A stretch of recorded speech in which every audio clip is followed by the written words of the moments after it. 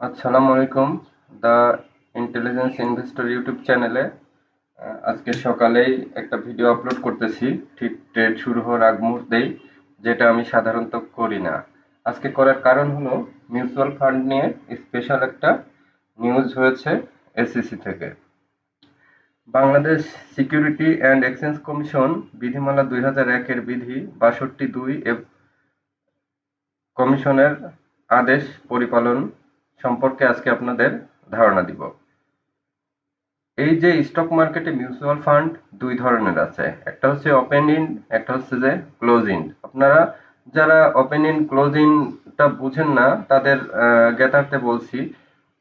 Open ইন্ড হলো আজীবন মেয়াদ অথবা অনির্দিষ্ট কালের জন্য মেয়াদ।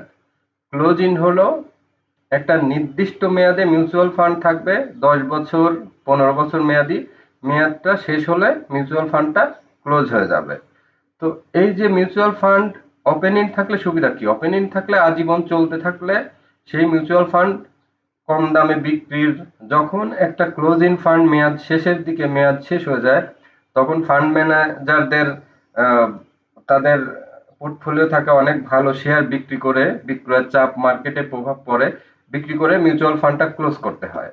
আবার অনেক বিনিয়োগকারী টাকা পাওয়া না পাওয়ার অনিশ্চয়তায় ভোগেন।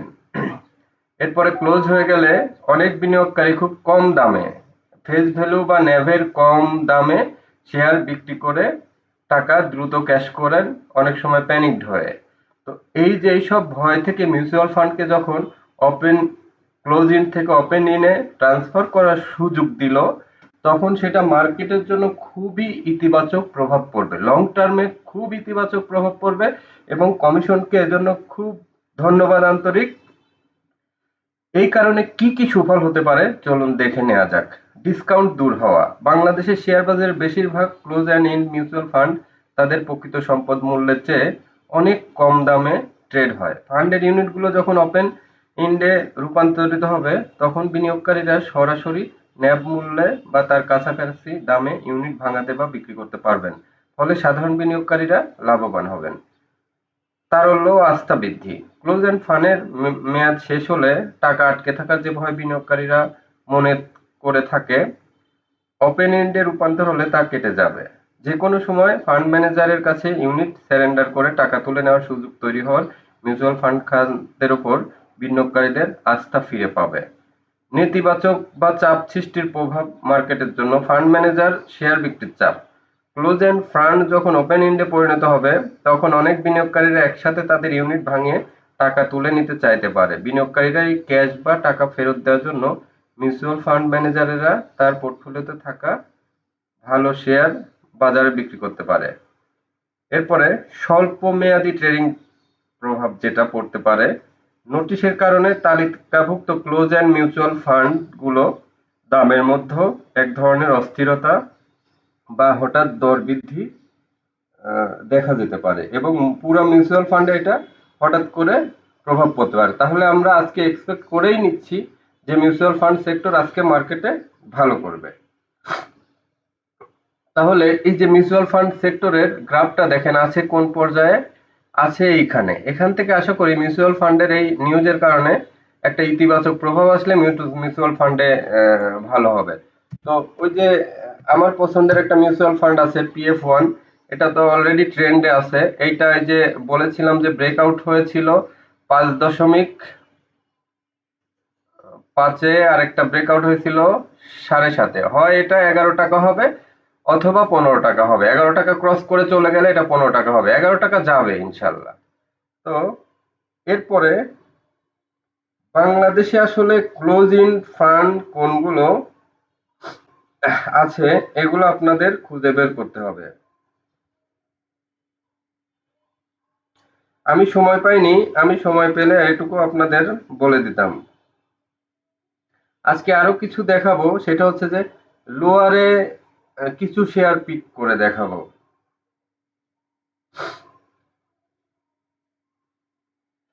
লোয়ারে কিছু শেয়ার পিক করে দেখাবো। এর ভেতরে আপনারা এই যে কিছু শেয়ার ক্লোজ ইন ফান্ডের আমি নাম বলতেছি।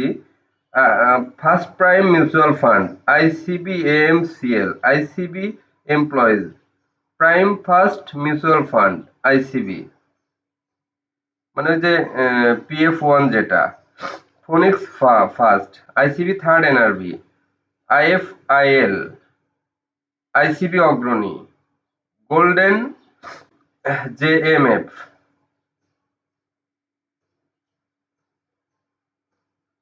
এগুলো হচ্ছে যে asset management, ICB asset management পরিচালিত ফান্ড সমূহ।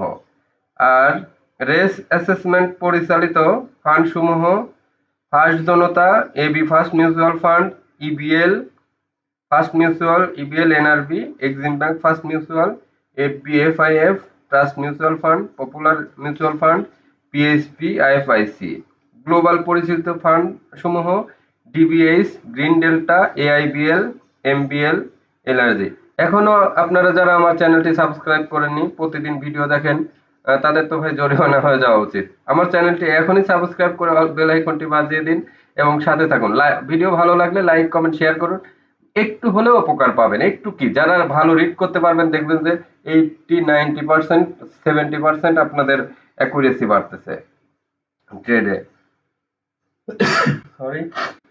এখন ওই যে বললাম যে কিছু শেয়ার লোয়ারে পিক করে রেখেছি, ওই শেয়ারগুলো আপনাদের আজকে দেখাবো। চলুন সেই শেয়ারের লিস্টটা করেছি, শেয়ারগুলো দেখায় আসি। এই যে এআইএল, এএলটা দেখেন এইখানে একটা ব্রেকআউট নিয়েছে, তার মানে কি এএলটা কিন্তু এখান থেকে এই যে বিশাল একটা মাঠ, ফাঁকা ফাঁকা মাঠে কি করবে, গোল দিবে।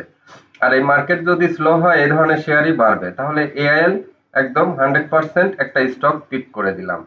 এরপরে চলুন দেখে আসি বিসেসারি। বিসেসারি কি করতেছে, বিসেসারি এখানে একটা ব্রেকআউট নিছে, তাহলে বিসেসারি ভালো হবে। এরপরে বার্জার দেখে আসি যে বার্জার এখানে একটা ব্রেকআউট নিলে এই পর্যন্ত 1467 পর্যন্ত একটা তার স্পেস আছে। এরপরে ঢাকা ডাইং দেখে আসি চলুন। ঢাকা ডাইং এর একটা ইন্টারনাল নিউজ আছে আর একটা ইউনিট চালুর, জানি না কবে নিউজ আসবে, কিন্তু এটা যখন নিউজটা আসবে তখন দেখবেন যে এই শেয়ারটা 2 গুণ 3 গুণ হয়ে যাবে। তো ঢাকা ডাইং এখনই কালেকশনের উত্তম সময়। এরপরে ঢাকা ইন্স্যুরেন্স, ঢাকা ইন্স্যুরেন্সটাই যে এখনো মোটামুটি ভালো হওয়ার রেঞ্জে রয়েছে। তবে এখন ইন্স্যুরেন্সটা অনেক বেড়ে গেছে, তো আপনারা ইন্স্যুরেন্স থেকে একটু কম সাবধানতা অবলম্বন করবেন, দেখে শুনে ট্রেড করলেও 2 দিন 3 দিনের মধ্যে ম্যাচিউর করে রাখবেন। রিস্ক মনে হলে সাথে সাথে বের হয়ে যাবেন। আর এই যে ফরচুন, ফরচুনটা এখান থেকে এইটুকু রেঞ্জ আছে, এই যে 14 টাকা 68 পয়সা থেকে 16 টাকা 20 পয়সা। তাহলে অনেকগুলা শেয়ার কিন্তু আপনাদের পিক করে দিছি। লাইফ সেক্টর গুলা কিন্তু ভালো হবে, ইন্স্যুরেন্স যদি কারেকশনও হয় লাইফ সেক্টর ভালো হবে। এই যে মেঘনা লাইফ একটা ব্রেকআউট নিয়েছে, মেঘনা লাইফ ভালো হবে। আর সবচেয়ে নাম্বার ওয়ান একটা শেয়ার আপনাদের এখন পিক করে দিব, এটা হচ্ছে আপনাদের মুন্নু এগ্রো। মুন্নু এগ্রো এবং AIL, 1 number Munnu agro, 2 number AIL, এই দুইটা, 3 নাম্বার ঢাকা টাইম, এই তিনটা স্টক আপনাদের আজকে পিক করে দিলাম। এইবার প্রাইম লাইফ দেখে আসি চলুন।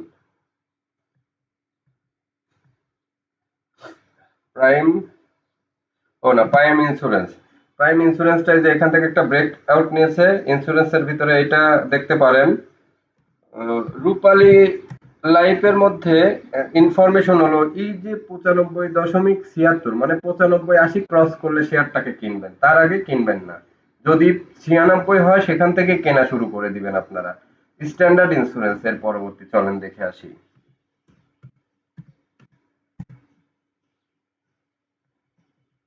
স্ট্যান্ডার্ড ইন্স্যুরেন্স, এই যে স্ট্যান্ডার্ড ইন্স্যুরেন্স মোটামুটি ভালো হয়ে গেছে। যেগুলো ভালো হয়ে গেছে সেগুলোতে এখন মাঝপথে ঢুকবেন না, কারণ সেক্টর একটা টার্ন ওভার হতে পারে, মিউচুয়াল ফান্ডে টাকা যেতে পারে।